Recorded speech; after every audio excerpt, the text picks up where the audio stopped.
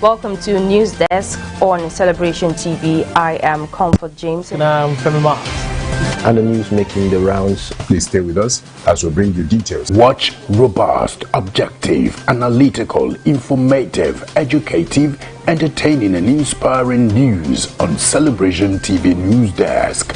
Every weekday, 11 a.m. GMT+1, that is 11 a.m. GMT+1 on Mondays through Fridays. You are welcome to Sports Corner. I am Ivan Agafe. Celebration TV News Desk, the whole truth.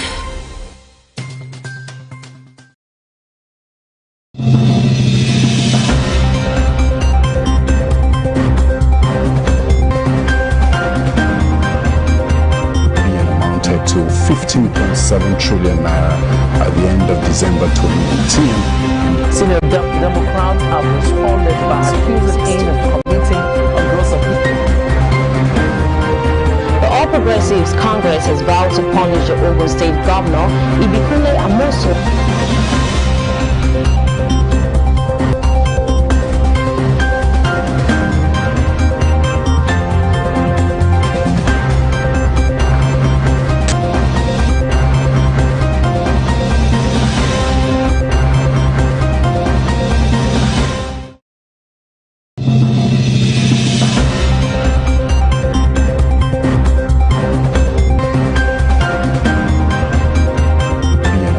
To 15.7 trillion naira at the end of December 2018. Senior Democrats have responded by accusing him of committing a gross offense.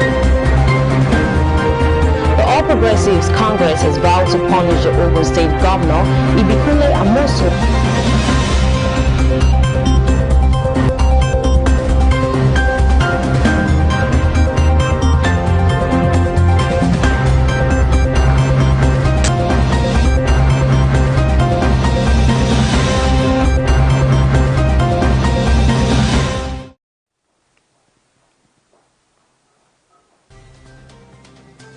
You're welcome to Celebration Television News Desk. I am Nicholas Akosile Walter. Here are the news making the headlines.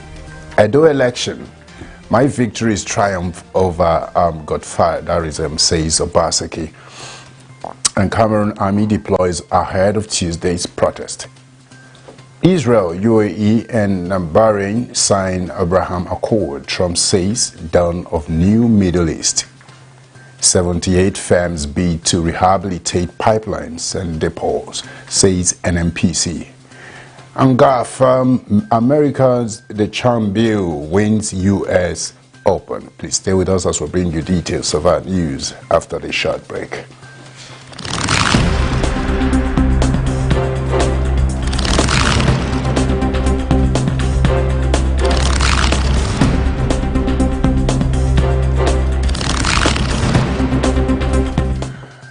All right, welcome back and thanks for joining us once again. Now the news in full. The governorship candidate of the People's Democratic Party, PDP, Godwin Obaseki, gave a landslide defeat to his closest opponent, Pastor Sage Ize Iyamo of the All Progressives Congress, APC, in the Edo governorship elections after winning in 13 local governments. Governor Godwin Obaseki has commended the Edo people for his re-election. He described his re-election as triumph over Godfatherism. He said words fail him in saluting the teeming supporters who displayed immense courage in the face of threats, intimidation, and brutalization. The collective will of Edo people made it possible for the triumph over Godfatherism, and congratulations to Edo people. The chairman of the Edo State version of the Campaign Council and Chairman South-South PDP, Chief Dan Obi,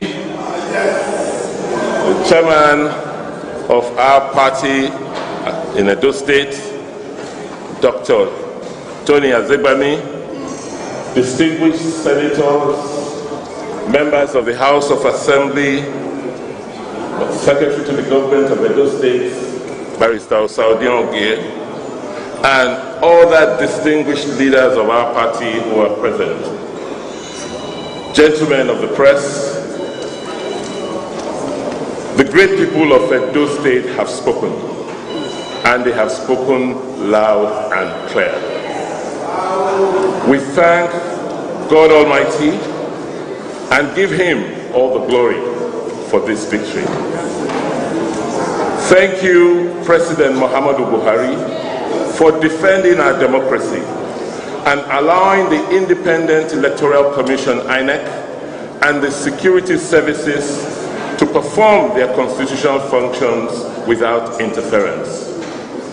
INEC and the security services have shown Nigerians and the world indeed that they are capable of conducting free and credible elections. Words fail me in saluting the timid supporters who displayed courage in the face of threats.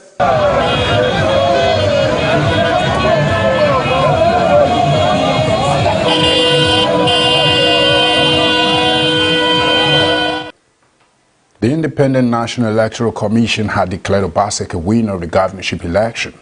INEC's returning officer, Professor Akpofure Rim Ruka, announced the results of the election on Sunday. Obaseki of People's Democratic Party polled 307,955 votes to defeat his closest rival, Osaye Ize-Iyamu of the All Progressives Congress, who got 223,619 votes. Declaration of results from 2020. I, Professor Akpofure Rimruke, hereby sanctify that I'm the returning officer for Edo State governorship election held on the 19th day of September 2020. The election was duly contested. The candidates received the following votes. 1. Permit me for pronouncement, please.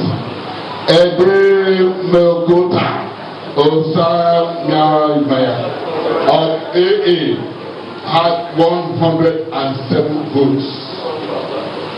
Mabel A. Obo of ADC had 1370 votes. Obio L. Emmanuel of ADP had 2374 votes. Osiage A. Eze-Iyamu of APC had 223,619 votes. 223,619 votes. Osage L. Idehe of APGA had 177. 177. Ibeneweka Osamudi of APM had 57. 57. Amos O. Arelube of APP had 78 votes. Osibo U.E. Isaiah of Labour Party LP had 267 votes. 267 votes. Agor E. Tracy of NNPP had 258 votes. 258 votes. Stephen N. Ozoro of NRN had 573 votes. 573 votes. Godwin N. Obaseki of the PDP had 307,955. 307,955. Felix Obayakon of SDP had 323 votes. Rim Ruka, while declaring Obaseki winner, said the incumbent governor was returned elected after satisfying all requirements in line with the law. Obaseki of People's Democratic Party ran against All Progressives Congress standard bearer Ize-Iyamu and 13 others. Obaseki was elected on All Progressive Congress platform in 2016 but defected to the People's Democratic Party after being denied the ticket owing to intra-party squabbles. Moving forward quickly, Buhari and Ghanaian President Akufo-Addo are meeting at Aso Rock. President Muhammadu Buhari and his Ghanaian counterpart, Nana Akufo-Addo, met in Aso Rock. Buhari Salau, personal assistant to the Nigerian president on broadcast media, made this known. Many shops belonging to Nigerian traders were recently shut in Ghana following a $1 million levy imposed on them by the government of a West African country. Nigeria and Ghana had also in the last few months engaged in a diplomatic role following a number of issues, including the seizure and demolition of a building in the Nigerian embassy in Accra. The Speaker of the House of Representatives, Femi Gbajabiamila, had last month met with the Speaker of Ghana's Parliament on the fate of Nigerians while on what he called legislative diplomacy trip to the country. Also, issues arising from the $1 million levy imposed by the Ghanaian authorities on traders from Nigeria was part of the agenda when Vice President Yemi Osinbajo had a meeting with representatives of the Nigerian community and a West African country on September 15th. The Nigerian government, through the Minister of Information and Culture, Alhaji Lai Mohammed, on August 28, listed several atrocities committed by the Ghanaian authorities, warning that the government would no longer tolerate such aggression. In an unexpected game of trading blame, the Ghanaian government on August 30, 2020 responded to the allegations while accusing the Nigerian government of being the aggressor. In a statement, the Ghanaian Minister of Information, Opong Nkrumah, a member of the parliament, stated that Nigeria first took a step of shutting its borders against other West African countries. On other stories, quickly, Nigeria's main endowment, not oil, but people, says Osinbajo. Vice President Yemi Osinbajo says Nigeria's main endowment as a country is neither crude oil nor any other mineral resources, but the people. According to a statement by his senior special assistant on media and publicity, Laolu Okonde, the vice president spoke while delivering the keynote address at the 111th Founders Day lecture of King's College, Lagos, visually. Okonde, in a statement titled "Teaching Young People Integrity, Innovation and Hard Work is the Foundation of a Good Society," said. Osinbajo also noted that the country's economic aspirations and capacity to compete in the global economy depend on how effectively they empower the people to fulfill their potential. He quoted Osinbajo as also stressing the need to focus on productivity, character, and civic education, as well as the need to change both the substance of education and the method of educating children. The vice president stressed the need to teach young people that there were huge rewards for creativity, innovation with a culture of integrity in business and personal life, coupled with hard work and diligence. These, he said, were the foundations of a good and prosperous society. When people are nurtured in a notion that rent-seeking or the prebendal capture of wealth or benefit by access to power is the path to success, then the society would not prosper. Coming from around Africa quickly, Cameroon army deploys ahead of Tuesday protest.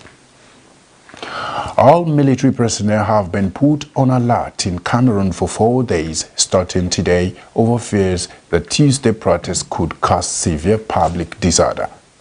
Members of the government have been quick to criticize the call for protest made by opposition leader Maurice Kamto, labeling his movement as an insurrection and forbidding all demonstrations, menacing any protesters with life imprisonment should they answer Kamto's call on Tuesday.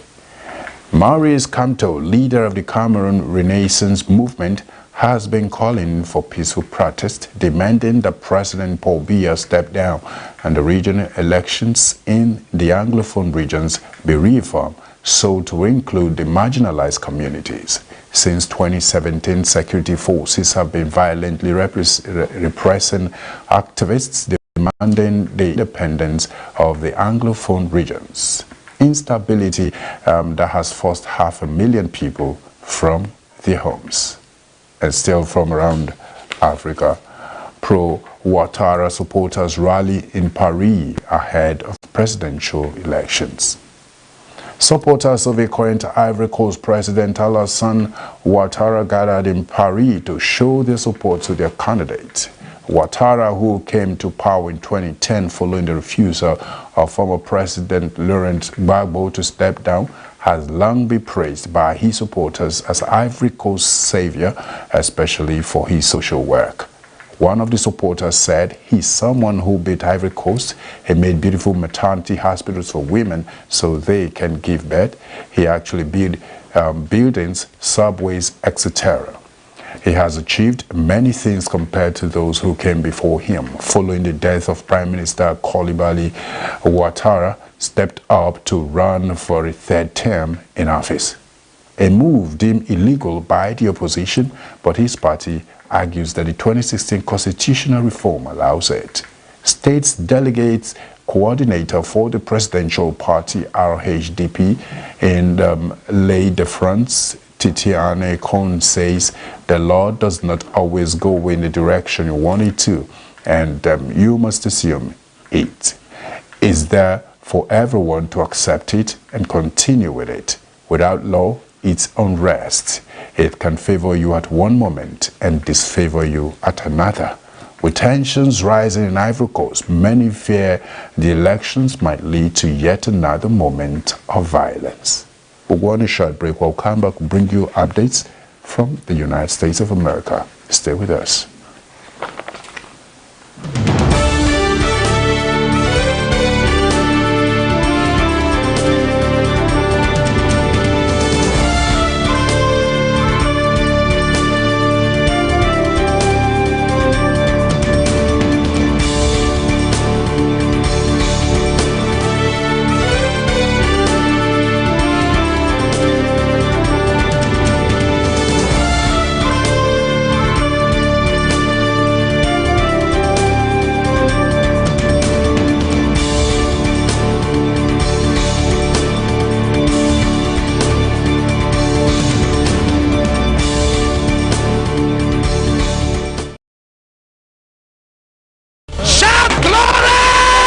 To every gathering, there is a waiting. To every act of remembrance, there is a sure visitation. For the Lord is mighty to save. His arms are stretched forth to deliver. Papa, sir, her legs and hands were bound. Papa, she was mad. Been mad for 2 years. Mad for 2 years. Are you just looking?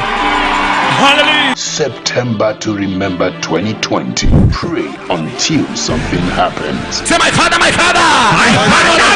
As I begin to pray, Apostle Johnson and Dr. Lizzie Suleiman, happening on the 23rd through 27th September 2020 at the International Worship Center, Omega Fire Ministries headquarters, kilometer 132 Benin Okene Abuja Expressway, Auchi, Edo State, Nigeria. The time is 9 a.m. and 4 p.m. daily.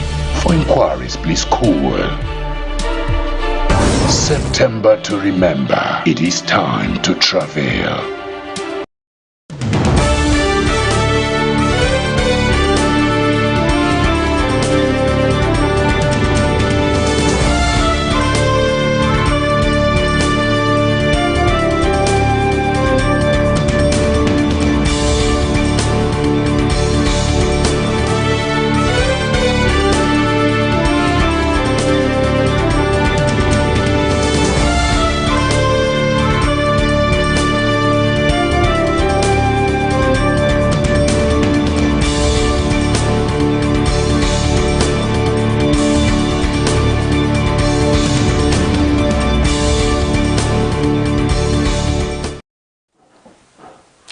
Thanks for staying with us and welcome back.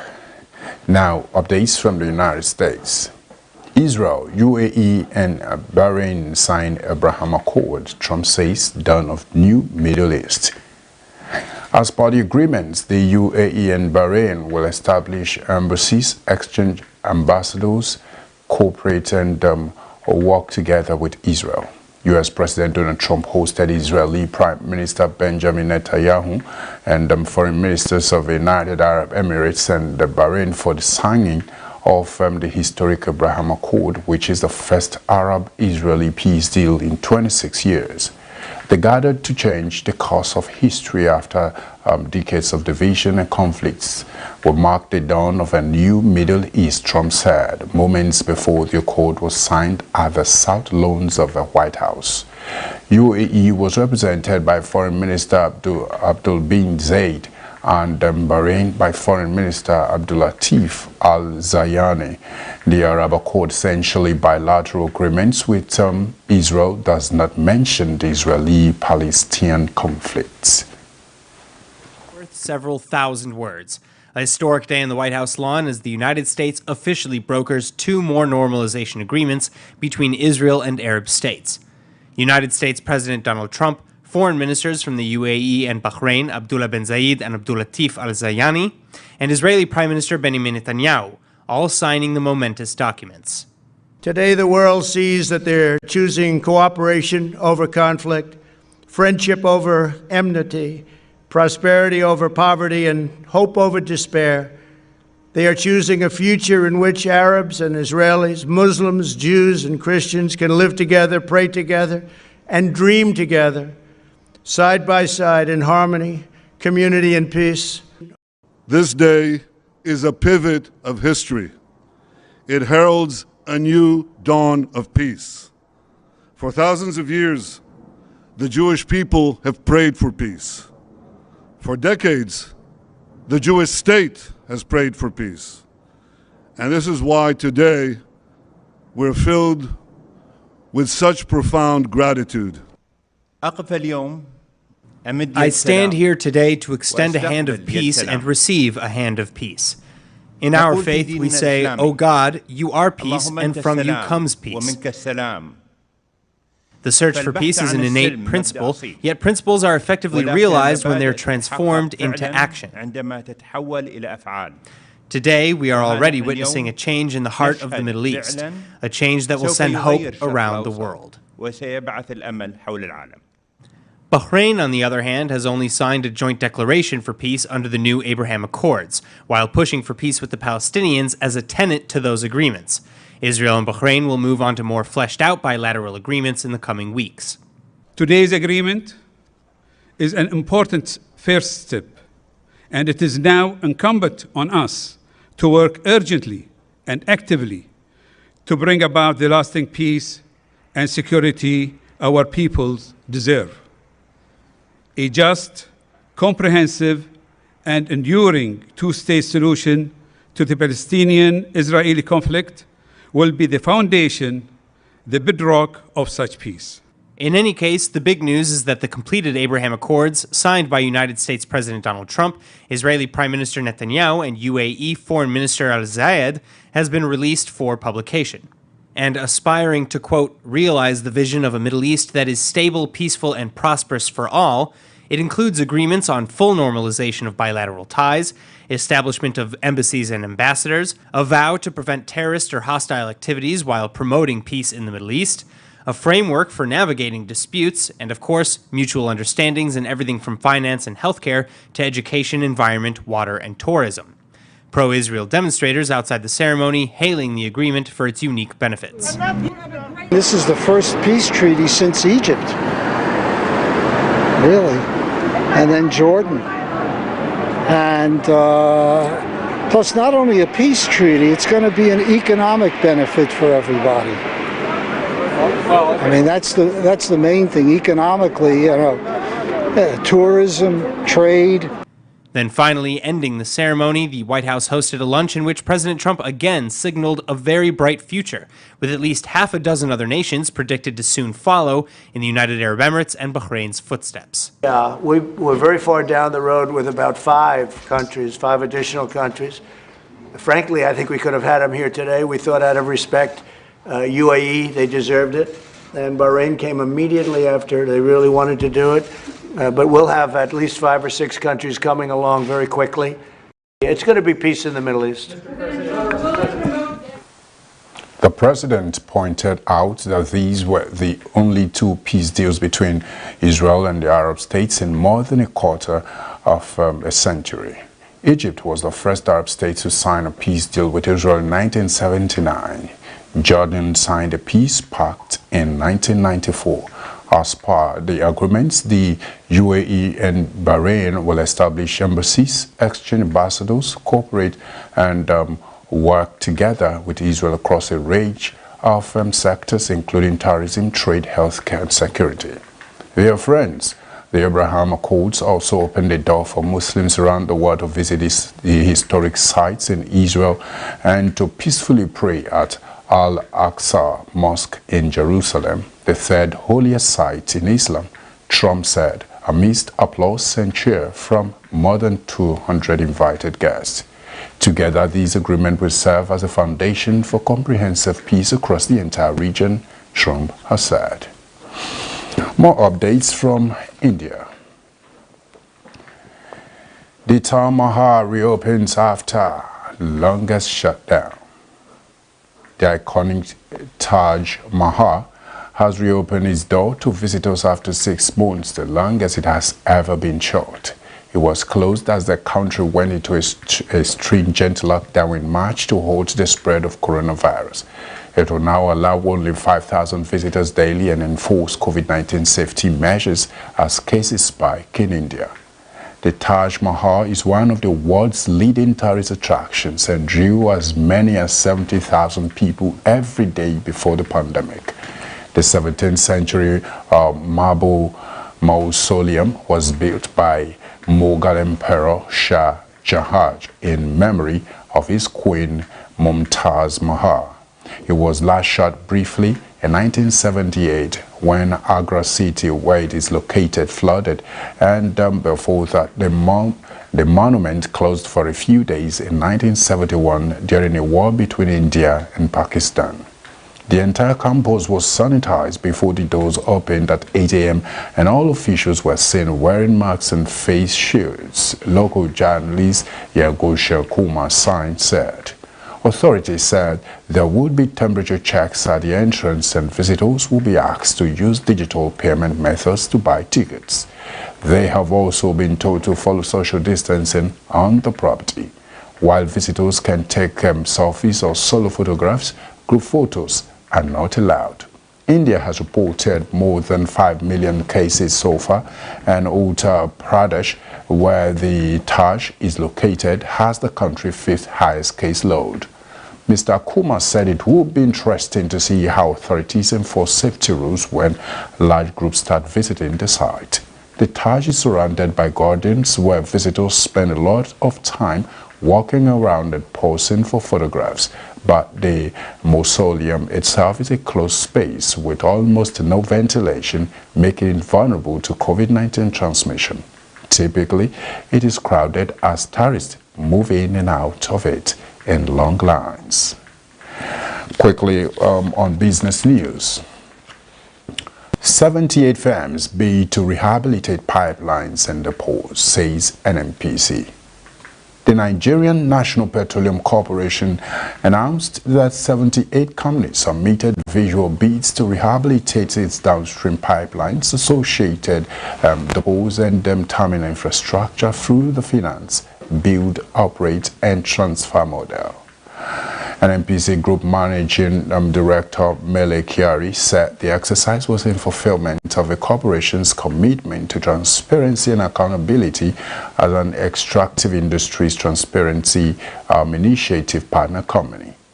Kyari disclosed this in a statement issued in Abuja by the spokesperson of the oil firm, Kenny Obataru. He said the finance, build, operate and transfer model became imperative in the corporation's journey to rehabilitate its downstream infrastructure, which over time had become vulnerable, lost value and integrity due to age and incessant vandalism. He said some of the assets were as old as 40 years and were due to replacements, adding that to carry out such a replacement of this magnitude, there would be need for resources. CARMEL stated that by the end of the first quarter of 2021, the final partners of a bid opening will be selected. He assured the bidders that the NIPEX portal, which was employed for the pre-qualification exercise, was a time-tested technology that will not give room for any human discrepancy or indiscretion. The corporation's chief operating officer downstream, Laurencia Ndupu, who was represented by the managing director of Petroleum Products Marketing Company, Musa Lawan, said the Nigerian Pipelines and Storage Company operates 5,120 length of pipelines. She said the pipelines traverses the entire country with 2 coastal depots in Lagos and Calabar, adding that the public bid opening processes was being done transparently. And still on business news. Foreign reserves rise by $140.9 million, now $35.81 billion. The country's foreign reserves rose by $140.9 million from $35.67 billion as of September 1st to $35.81 billion as of September 17. The latest figures from the Central Bank of Nigeria have shown. The reserves rose by $65 million from $35.59 billion as of August 20th to $35.66 billion as of August 27th. It had earlier lost $278.91 million from $35.87 billion on July 29 to $35.59 billion on August 19, after which it returned to a growth path. The Central Bank of Nigeria disclosed in its economic monthly reports for May that the performance of the external sector continued to be undermined by the COVID-19 pandemic and subsequent partial lockdown of economies globally. It stated thus aggregates foreign exchange inflow, capital importation, and external reserves of the Nigerian economy declined by 43.2%, 21% and 0.7% to $5.52 billion, $0.25 billion and $36.19 billion in May 2020, below their respective levels in the preceding month. The Central Bank of Nigeria said during the last Monetary Policy Committee meeting that the country's exchange rate was still being affected by volatility in crude oil prices. It stated that the volatile nature of oil prices would continue to have implications for the country's macroeconomic aggregates. The MPC stated that these included domestic revenue, foreign exchange earnings, exchange rate development, price formation, capital inflows, external reserves, and balance of payment position. According to the MPC, the impact of continued lockdown of major economies and restrictions on travel and trade would continue to be felt by the Nigerian economy through the short supply of essential imports, rising inflation through high import prices and exchange rate depreciation, and impact of continued uncertainties and volatility of the oil market on macroeconomic stability. We'll go on a short break. We'll come back, we'll bring you news from the sporting world. Stay with us.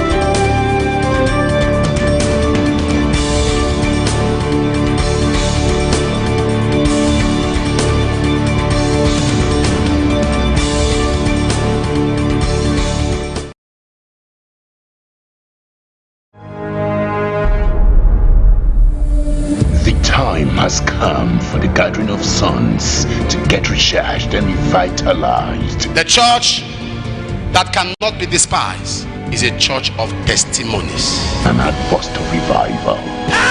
Shagada. is a revival. Take it. International Ministers Conference, October edition. Testimonies are the trademark of God's mandate. Apostle Johnson and Dr. Lizzie Suleiman, 28th through 30th October 2020. Ministers without blemish. Time 8 a.m. and 3 p.m. GMT+1. Happening live at the International Worship Center, Omega Fire Ministries, Kilometer 132, Benin, Okene, Abuja Expressway, Auchi, Edo State, Nigeria. For inquiries, please call Ministers without blemish. Prepare for your next level.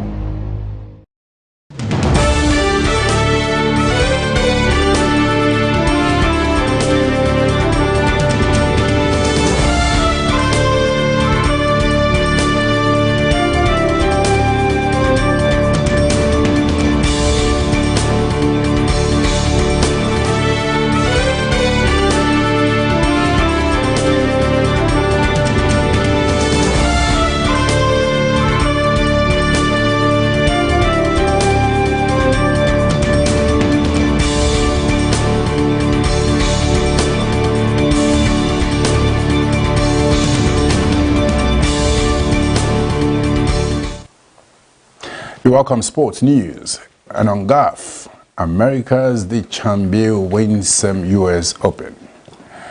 Bryson DeChambeau captures his third major golf title, firing a 3 under par 67 to win the 120th U.S. Open and humble a relentless winged foot layout. The 27-year-old American, who backed up during the coronavirus lockdown in a bid to add par to his game, eagled the par 5 ninth from just inside 40 feet and rolled to a 6-stroke victory over 21-year-old countryman Matthew Wolff. The DeChambeau hits only 23 fairways for the week, but finished 72 holes on 6 under par 7, par 274, thanks to Sunday only sub-par round at the formidable Mamaroneck New York layout. The DeChambeau became the first player since 1955 to win with the only sub-par score in the final round and just the fourth ever to do it, completing a dominating performance. Typical deep U.S. Open rough could not stop the DeChambeau, whose exercise and protein shakes delivered powerful drives, while his calculations and precise readings produced solid shot making on a layout that crushed rivals. Wolff begins the back nine with a bogey, missing a 10-foot par putt, and the DeChambeau rode in and 18-foot birdie putt at the 11th to seize a free-stroke lead. Wolff took a bogey at 14 and a double bogey at 16, while the DeChambeau closed with 7 pars, the last on 18 from 7 feet to seal victory. Quickly, on another sport news, EPL, Leicester go top with Burnley victory. Leicester moved top of the early Premier League table with an entertaining 4-2 victory over Burnley. Chris Wood gave Burnley an early lead 10 with a smart finish at the back post, but they had on to it for just 10 minutes before Harvey Barnes calmly rolled the ball into the bottom corner from the edge of the box. Eric Peters accidentally diverted a low Timothy Castagni cross past his own keeper Nick Pope to hand Leicester the lead 4 minutes after halftime, with James Justin doubled from close range 11 minutes later. Burnley refused to lie there and go back into it via the head of debutant Jamie Dooney, only for Dennis Pratt Racket to give the Foxes a much-needed cushion going into the final stages. And the margin of the victory is enough for Leicester to go top of the table on goal difference for the time being, while Burnley are one of 9 clubs without a point, albeit having played 1 less game than most. And that has brought us to the end of the news on Celebration Television News Desk. In case you actually missed out of our news articles, Here's the news headline recap. On Edo elections, my victory is a triumph over godfatherism, says Obaseki. Cameroon armies deploys ahead of Tuesday protest. Israel, UAE and Bahrain signed Abraham Accord, Trump says, dawn of new Middle East. 78 firms bid to rehabilitate pipelines and double NMPC. And on golf, America's Detambu wins U.S. Open. Quickly, we have a photo of the day. You can see 6 bulbs, 5 together, 1 illuminated, 1 is standing alone. What does that depict? It's important to be different, so you can be outstanding. If you want to be outstanding, do things differently so you can illuminate others positively. You can drop your comment on social media platforms, on Facebook, Celebration TV, Instagram, My Celebration TV, Twitter, at My Celebration TV, YouTube, Celebration TV. Always remember that the continuous transformation of our society is a collective responsibility of all.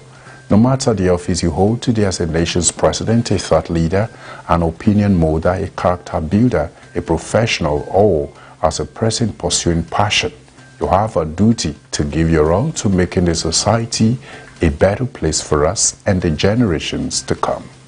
Play your part today and do it with all diligence. Thanks once again for staying with us on our news desk. I remain Nicholas Akosile Walter. Bye for now.